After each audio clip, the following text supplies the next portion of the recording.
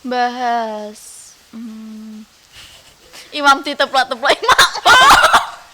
Pak, mengke lah setengah debat mboten napa-napa toh? Dah, wes. Dah, panggung milik kalian. Saya 3, 2, action.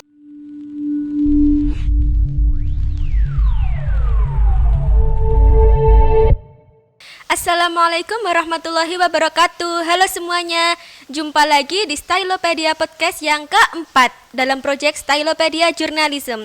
Kali ini kalian bisa lihat ada host baru ya. Di sini saya menggantikan Rizka yang sebelumnya menjadi host di Stylopedia Podcast ke-1, 2, dan 3. Kenalin, aku Ayuni Salamah dari kelas 12 MIA.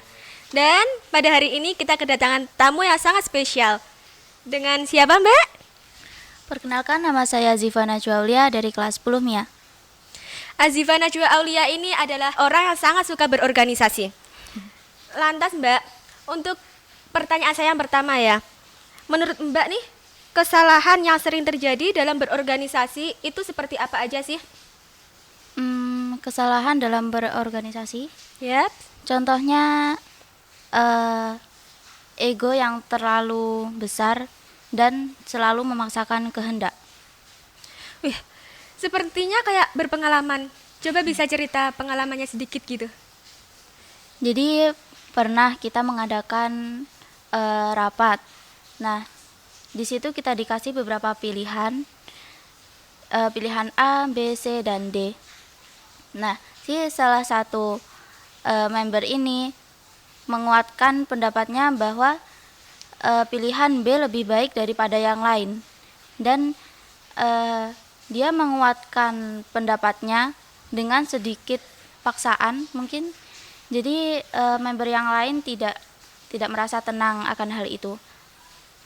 Apakah member yang lain itu tidak ada yang berani istilahnya speak up untuk menyanggah dari pernyataan si orang yang mungkin kesannya bukan keras kepala sih, lebih memaksakan pendapat ini tadi? Saya lihat-lihat waktu itu tidak ada yang berani, dan karena nggak ada yang berani, jadi saya sendiri yang speak up. Wih, keren. Mental baja ini. Lalu, bagaimana sih caranya Najwa ini menyikapi orang-orang yang suka memaksakan pendapat seperti itu? Ya, kalau menurut saya akan berusaha mengingatkan dengan baik dan tidak memaksa seseorang itu untuk langsung berubah, melainkan saya ingin merubahnya sedikit demi sedikit. Cara Anda merubahnya itu dengan memberitahu Ya. saja atau ada langkah-langkah lain? Ya, mungkin hanya memberitahu karena yang saya maksud itu adalah kakak tingkat saya sendiri, dan saya tidak terlalu berani untuk menindaklanjuti yang lebih ekstrim. Kalau semisal si orang yang memasakkan pendapat ini langsung menyanggah dengan langsung membantah dengan mentah-mentah gitu pendapat dari Najwa ini gimana? Saya akan meminta bantuan kepada yang lebih berpengalaman untuk mengatasi masalah ini. Mungkin Contoh dari orang yang lebih berpengalaman itu? ketua organisasi. Yang lebih berwenang gitu ya. Nah, selain itu kan Mbak ini flashback ini ya. Mbak ini kan ikut pramuka ya. Ya, Nah, kenapa sih Mbak memilih pramuka sebagai salah satu organisasi atau ekstrakurikuler yang Mbak pilih, yang Mbak naungi di situ?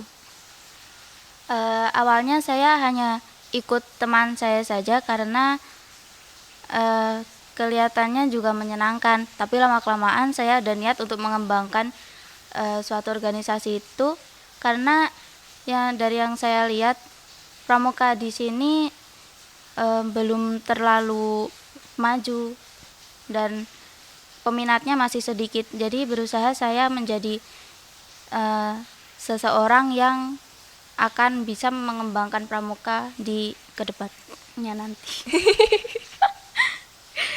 Kalau dilihat-lihat nih, Mbak orangnya suka berorganisasi, terus ikut pramuka. Sepertinya Mbak ini tipe orang yang generalis ya. Iya, saya nggak bisa spesialis soalnya ya banyak yang saya minati dan saya sukai. Apakah dari sekian banyak yang Anda minati itu, ada satu hal yang ingin Anda selami lebih dalam untuk bisa menjadi ahli atau spesialis? Tidak ada, mungkin semuanya ingin saya selami, tetapi ya tergantung hasilnya. Sepertinya kalau itu susah sih. Mungkin kita hanya bisa mengetahui cuma sekedar tahu, tapi belum bisa menyelami kalau semua. Kalau bisa, itu kita jadi generalis tapi juga spesialis. Generalis untuk semua bidang, spesialis di satu bidang. Itu kalau bisa.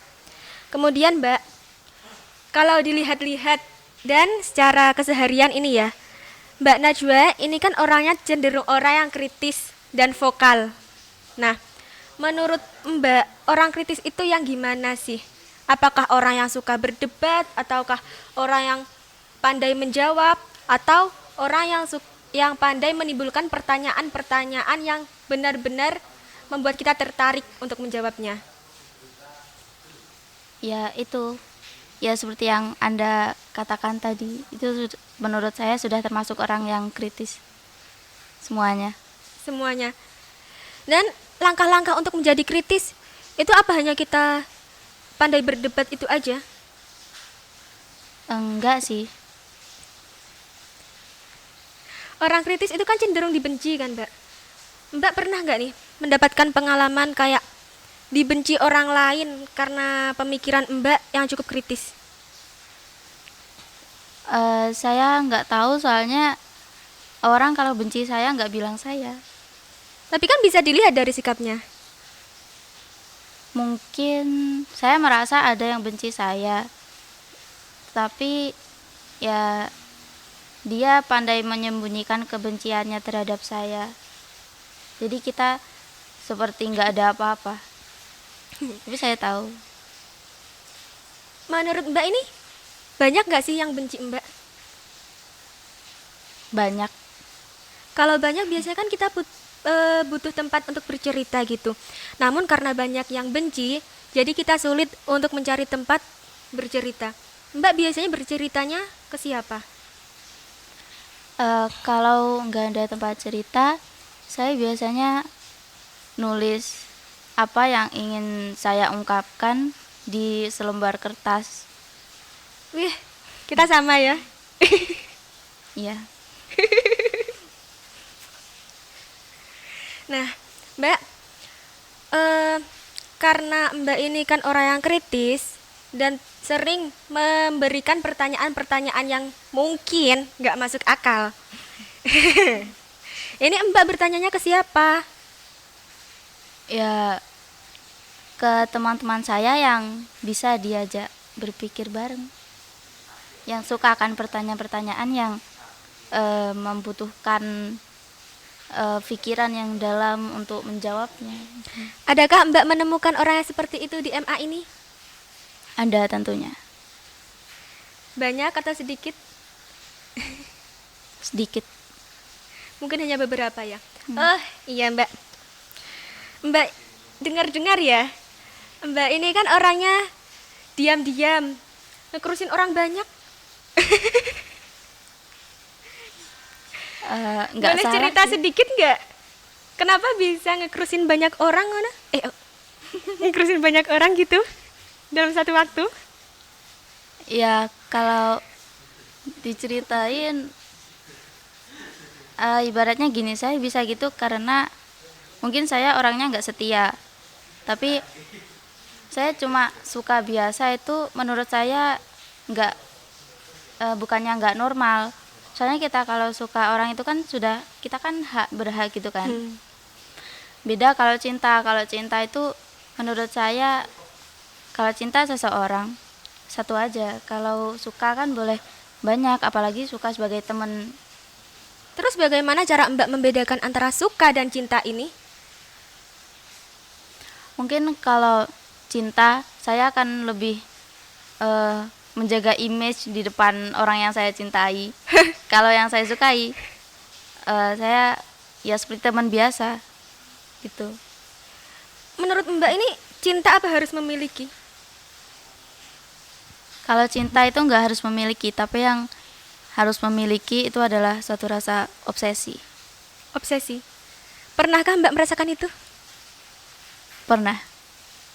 Sampai sekarang atau sudah lama? Eh, Mungkin sampai sekarang. Wih, orang mana ini? TikTok, TikTok. Orang deket sini. Di MA ini. Maybe. Aduh, pasti itu berat banget ya. Apalagi kalau semisal orang itu satu kelas, pasti rasanya udah beda banget. Kayak apa-apa itu pasti mikir, nanti orang ini nangkepnya aku gimana gitu ya. Terus Mbak, sebagai anak dari kepala sekolah, Mbak pernah nggak mendapat kayak hujatan-hujatan atau dibully gitu sama teman-teman Mbak? Kalau dibully sih enggak ya. Tapi mungkin mereka ada rasa takut kepada saya karena mungkin mereka kalau melakukan kesalahan akan saya cepuin ke bapak saya. Lebih kerasa sungkan gitu ya. Iya. Mbak, gini, kan Mbak ini cenderung orang yang vokal ya, terus berani speak up. Kalau semisal Mbak melihat ada orang yang sedang kekurangan dalam istilah mental gitu, terus dia dibully oleh orang lain, sikap yang Mbak lakukan itu gimana? Mungkin saya akan menjadi teman cerita untuk orang yang dibully itu dan mengingatkan kepada orang yang membuli itu agar dia nggak melakukannya lagi, karena setiap orang itu punya mental yang berbeda-beda, jadi nggak semua itu kuat. Wih, keren. Caranya Mbak untuk meyakinkan kepada orang itu supaya orang itu bisa bercerita ke Mbak, karena kan orang kalau mau cerita pasti kan harus percaya dulu. Untuk menimbulkan rasa percaya dari orang tersebut terhadap Mbak gimana? Saya akan melakukan pendekatan, lalu saya akan bercerita duluan tentang kehidupan saya. Mungkin dengan cara itu dia akan bisa lebih dekat ke saya dan percaya ke saya. Cara pendekatannya itu? Ya mungkin dengan menemaninya sehari-hari, terus menjauhkan dia dari pembuli-pembulinya. Wih, ini kayaknya cocok nih jadi psikolog. Mau nerusin kemana nih Mbak? Kalau habis lulus MA?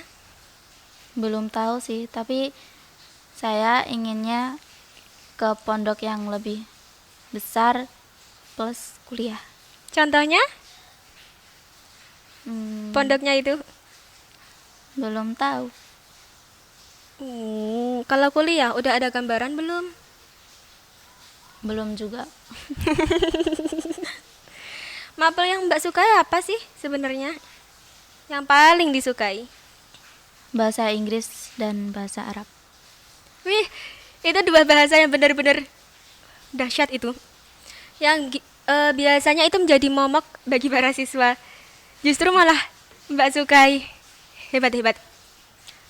Nah, Mbak ini kan suka bahasa Arab sama bahasa Inggris. Ada pernah kepikiran nggak kalau kuliah mau ngambil jurusan bahasa Inggris, terus kalau mondoknya itu di tempat pondok yang sehari-harinya pakai bahasa Arab? Mungkin kalau kuliahnya ada pandangan kalau ingin nurusin ke jurusan bahasa Inggris, tapi kalau mondoknya belum.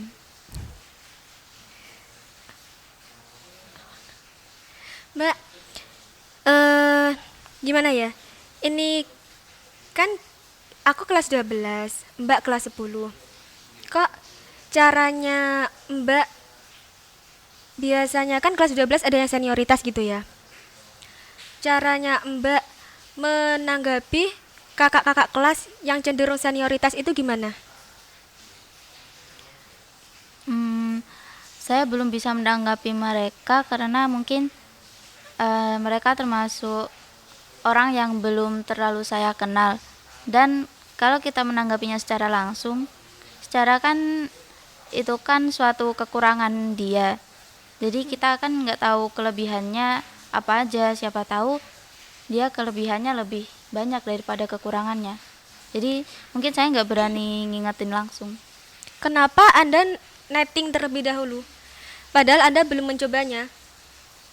Karena orang senioritas itu kan nggak baik, seharusnya kita mengingatkannya gitu. Kalau dibiarkan lama-lama ya apa jadinya dunia ini?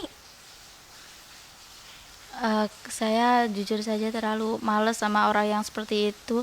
Kan biasanya keras kepala juga ya, susah diingetin.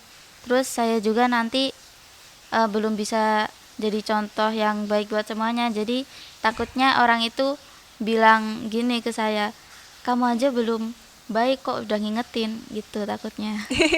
Udah netting dulu nih. Nah, masalah keras kepala. Untuk orang yang keras kepala itu Mbak tinggalkan atau Mbak temani sampai dia udah benar-benar nggak keras kepala lagi.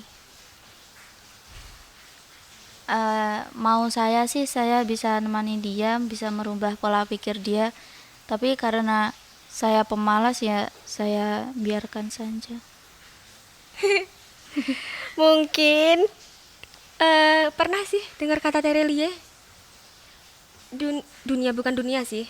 Suatu negara itu hancur bukan karena banyaknya ketidakjujuran, tapi karena banyaknya orang yang sudah tidak peduli, padahal mereka tahu ada ketidakadilan dan ketidakjujuran di suatu negara itu. Pernah dengar? Pernah.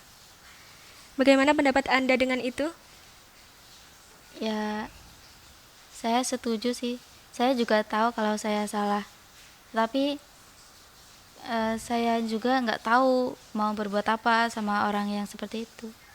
Mengenai ketidakjujuran nih ya Mbak, kan di zaman sekarang, apalagi setelah corona, kan kita ujiannya pakai HP.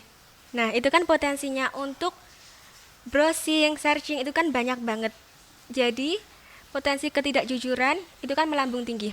Kalau semisal nih, pas ujian, teman-teman Mbak Najwa itu pada browsing, melakukan ya hal semacam itu, ini sikap Mbak Najwa gimana? Apakah ikut mereka atau tetap berpegang teguh pada prinsip Mbak Najwa? Saya tetap berpegang teguh pada prinsip saya, ngerjainnya dengan mandiri, jujur, dan sesuai usaha saya sendiri. Alhamdulillah. Karena ini memang ya, rasanya dari usaha sendiri sama usaha yang dengan cara itu pasti ada kepuasan tersendiri, kepuasan yang berbeda.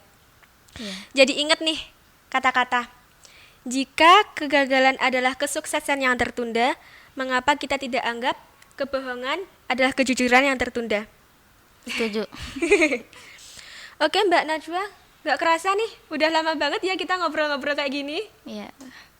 Mungkin bisa kita sambung di lain waktu, dan yang pasti jangan pernah kapok ya untuk datang di Stylopedia Podcast ini. Iya. Untuk teman-teman semua, tetap stay tune di Stylopedia Podcast di Project Stylopedia Journalism. Sampai jumpa dan wassalamualaikum warahmatullahi wabarakatuh.